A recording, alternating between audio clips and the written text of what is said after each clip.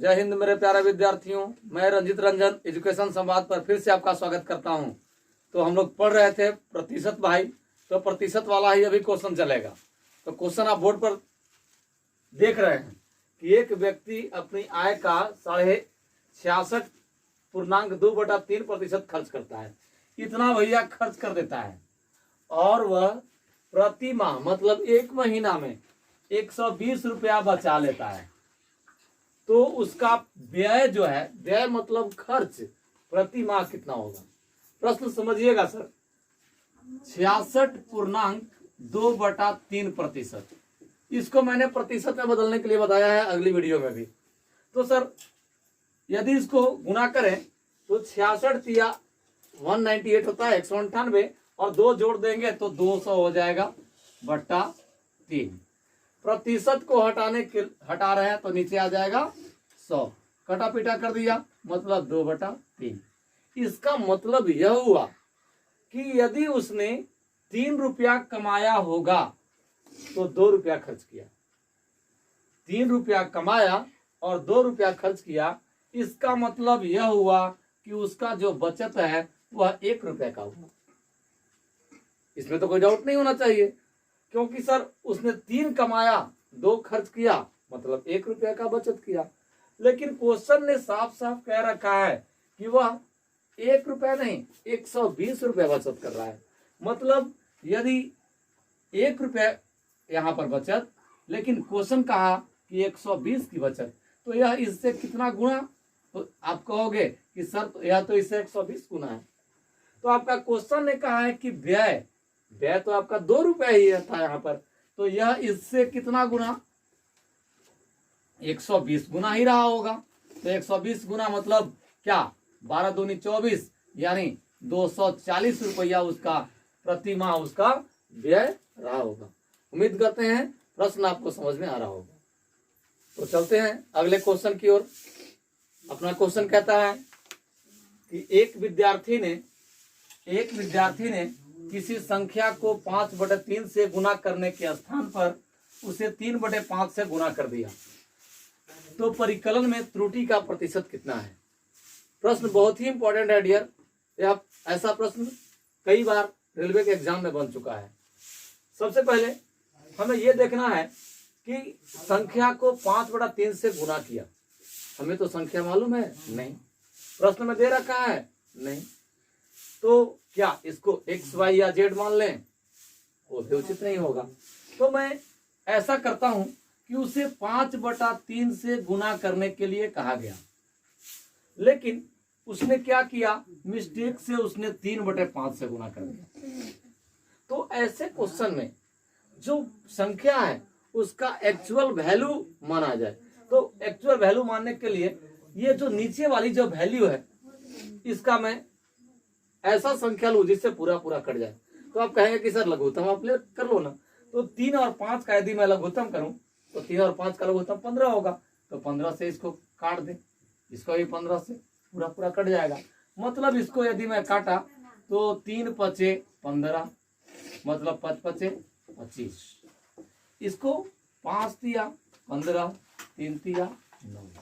इसका मतलब कि उसको आना चाहिए था 25 और उसको आ रहा है 9। इसका मतलब कि इस दोनों के बीच जो गार्बेज है, जो त्रुटि है, जो कमी है, वह कितना रहा होगा? तो आप कह सकते हो कि इसमें जो है वह सर मेरे समझ से 16 होना चाहिए। 25 में और 9 के बीच जो गैप है वह 16 का, मतलब त्रुटि हमारा 16 का हुआ। कितने पर हुआ? 25 पर हुआ। कितने का त्रुटि? 16 का त्रुटि। और प्रतिशत निकालने के लिए 100 से गुना करते हैं।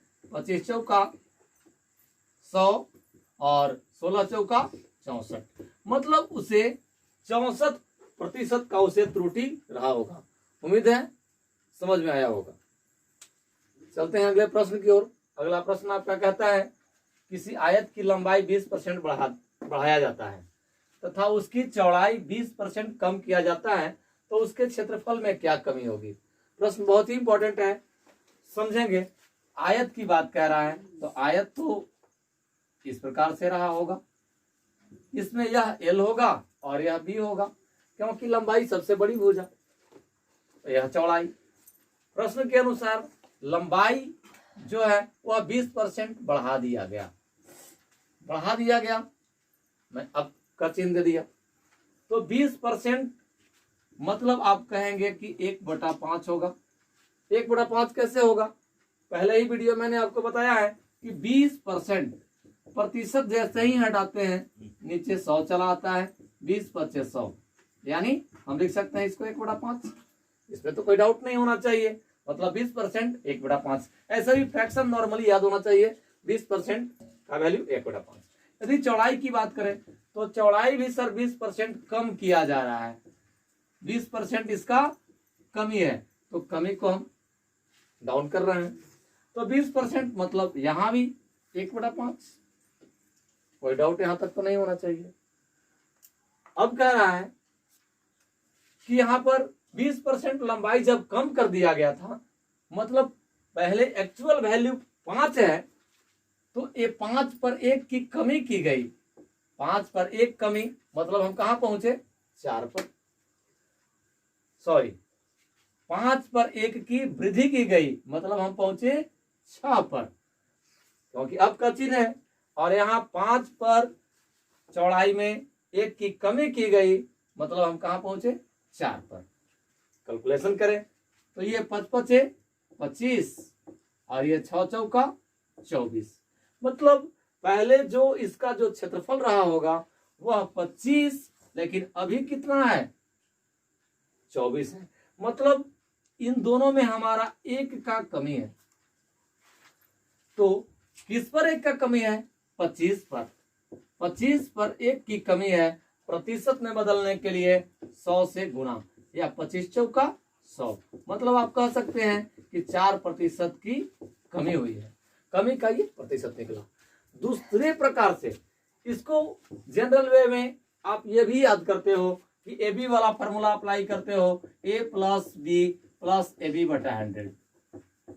इस फॉर्मूला से भी इसको बनाया जा सकता है, क्योंकि 20% बढ़ाया गया तो प्लस 20 में, 20% यहां पर कमी किया गया चौड़ाई में तो -20, यहां प्लस माइनस माइनस, 20 × 20/100, काटा पीटा करेंगे, 1 0 से 1 0, 1 0 से 1 0, यानी 20 - 20 - 2 दूनी 4, यानी 20 - 24, मतलब 4% माइनस जो है वह कमी को दर्शाता है, मतलब 4% की कमी हुई है। इस प्रकार से आप दोनों प्रकार से इस क्वेश्चन को कर सकते हैं। और ये वीडियो पसंद आया है तो इसे लाइक और शेयर करना ना भूलें, और यदि आप हमारे चैनल पर पहली बार आए हैं तो चैनल को सब्सक्राइब कर लें। तब तक के लिए जय हिंद।